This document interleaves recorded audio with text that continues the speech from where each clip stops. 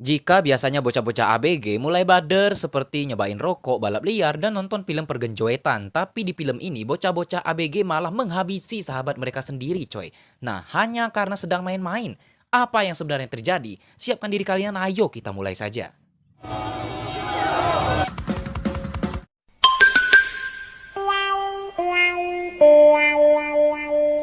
Ada dua orang anak SMA yang bernama Josh dan juga Zack. Mereka sahabat lama bahkan sejak masih jadi embrio.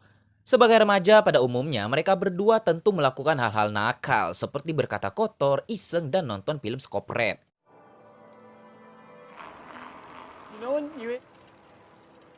Hari itu, Josh dan Zack mendapat teman baru, bocah SMP yang bernama Charlie.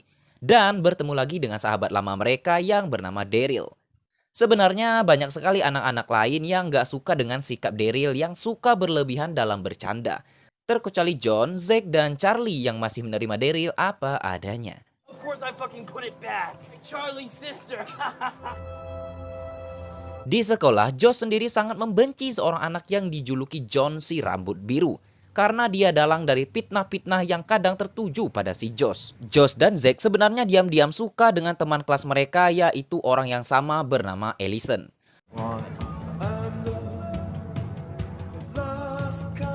Suatu hari saat ngumpul-ngumpul nih, Josh bercerita pada sahabat-sahabatnya itu kalau kakaknya adalah seorang tentara. Daryl langsung meminta Josh untuk menunjukkan kamar kakaknya tersebut. Lalu setelah masuk kamar, Daryl menemukan sebungkus barang haram milik kakaknya Josh. Sebagai ABG labil, Daryl pengen nyobain dong, namun Josh tidak mengizinkan. Lalu mereka mendapati sebuah pedang. Agar jadi bocah keren, mereka mencoba tes ketajaman pedang itu dengan kotak susu di sebuah lapangan dekat hutan. Namun saat asik bermain pedang, ternyata Daryl tengah memakai barang haram yang tadi ada di dalam kamar kakaknya Josh. Josh merasa Daryl benar-benar orang yang nol kesopanan. Namun karena pengaruh barang itu, Daryl benar-benar tidak terkendali, mudah tersinggung dan berapi-api. Lalu terjadilah.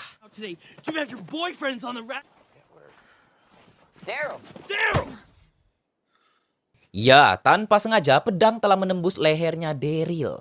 Sebagai bocah biasa, Josh, Zack, dan Charlie langsung panik dan dihantui ketakutan. Darah Daryl terus mengalir. Daryl bahkan lari ke hutan hingga akhirnya Daryl pun ambruk. Siapa yang sangka beberapa menit yang lalu mereka masih ketawa ketiwi, sekarang sang roh telah meninggalkan jasad Daryl. Josh dan teman-teman tak percaya apa yang telah terjadi. Semua seperti mimpi, apalagi Josh yang sebagai pelaku utama. Karena nggak tahu harus ngapain, mayat Daryl dikuburkan bersama pedang di hutan tersebut.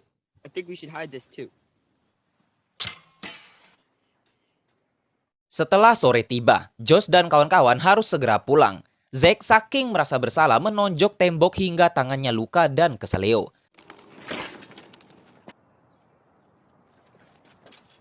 Saat tiba di rumah, sang ibu datang bersama sang gadis kesukaan yaitu Ellison. Ellison kebetulan lewat lalu mampir untuk memberitahukan Zack bahwa sahabat Ellison yaitu Megan mengadakan pesta malam minggu ini. She's very cute. Dan tentu saja setelah sahabat koit di depan mata, malam itu mata Zack nggak bisa terpejam, paling cuma kedip-kedip. Lalu esoknya sang ibu bertanya apakah Zack pernah bertemu Daryl? Karena ibunya Daryl barusan menelpon. Zack mengatakan bahkan ia sudah lama tidak berjumpa dengan si Daryl. Singkat cerita, esok pun welcome. Zack mendapati rumahnya kosong. Di luar terlihat cahaya putih. Lalu terjadilah. What are you doing here? Ya, untunglah hal yang sangat mengerikan itu hanyalah mimpi. Karena ini bukan film horor, hehe. Saat di sekolah, berita soal hilangnya Daryl mulai tersebar luas. Yang membuat Zack semakin ketakutan sendiri. Pulangnya karena Josh sudah 2 hari alfa, Zack datang ke rumahnya. Josh beralasan kepada ibunya kalau ia lagi nggak enak body. Josh pun hanya ngendok saja di dalam kamar. Bagi Zack, itu nantinya malah membuat orang-orang bakal curiga. Esoknya di sekolah, Zack mendengar teman-teman bercerita soal Josh yang dipanggil ke kantor entah karena apa. Zack pun berlari ke sana dan melihat Josh ternyata benar telah masuk sekolah lagi. Singkat cerita, malam minggu pun tiba. Dengan pikiran yang masih kacau, Zack datang pesta ke rumahnya Megan. Di sana Zack bertemu Allison.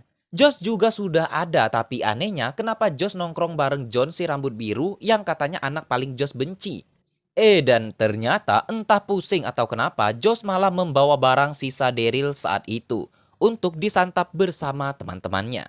Melihat itu Zack memutuskan untuk pulang saja. Esoknya, Zack mendapati berita terpercaya dari teman kelasnya bahwa John si rambut biru ditemukan koid atau tidak bernapas lagi tadi malam. Kemudian, Zack pulang bareng sama Allison. Hati dan pikiran Zack nggak bisa berbunga-bunga karena pikirannya sekarang ruwet, mumet, dan semrawut. Well, this is me. I like you, Zach. Setelah mengantarkan Allison pulang, Zack bergegas kembali masuk ke hutan tempat mereka menyembunyikan jasadnya Daryl. Ya, mayat Daryl masih ada di sana, tapi pedang yang juga mereka sembunyikan sudah tidak ada lagi. Zack bergegas pulang, ia menelpon Charlie dan mengatakan, sepertinya Josh lah yang telah mengambil pedang itu lagi, dan Josh lah yang telah menghabisi John si rambut biru tadi malam. Kenapa Zack berpikir begitu? Karena pengaruh dari barang yang telah Josh nikmati tadi malam, karena waktu itu kan seperti saat Daryl memakainya. Pengaruh dari barang itu membuat orang gampang marah dan tidak terkendali. Someone has taken this. Someone took it. I looked. I checked this. I think Josh did. I think he went there. He took this. Selesai menelpon, tiba-tiba Josh datang ke rumah Zack. Zack dan Josh berdiskusi serius hingga saat Zack mengira Josh menghabisi John si rambut biru tadi malam, Josh sangat marah dan langsung OTW gasken pulang. Well, you're wrong. How you feel? No, you fucking don't! Esoknya pulang sekolah, Zack mampir ke rumahnya Josh. Josh tak ada di rumah. Zack pun langsung mencari pedang di kamarnya Josh, tapi pedangnya teu aya juga coy. Takut Josh semakin tak terkendali, Zack melaju ke rumahnya Allison. Namun Allison juga tak ada di rumah. Dan benar, Allison sedang berada di rumah Megan dengan Josh yang juga sudah ada di sana.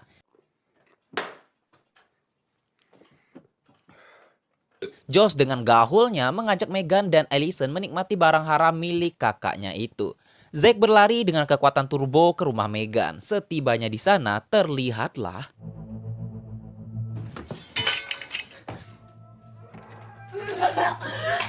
ya, Megan telah koid dan Zack segera melepas ikatan Allison yang untung saja belum ditebas oleh si Josh.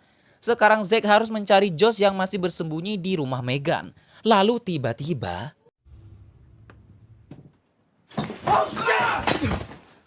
Josh! punggung dan tangan cidranya Zack telah tergores oleh Josh dan pedangnya. Zack berjinjit-jinjit ke teras rumah, namun Josh menyusul lalu mencoblos pahanya Zack. Paha coy yang dicoblos.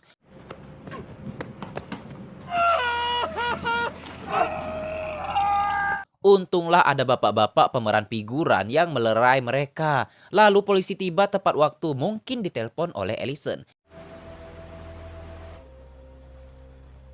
Josh ditangkap dan Zack berhasil selamat walaupun luka yang ia alami cukup serius. Seserius cintaku padamu. Cuaks. Film pun selesai.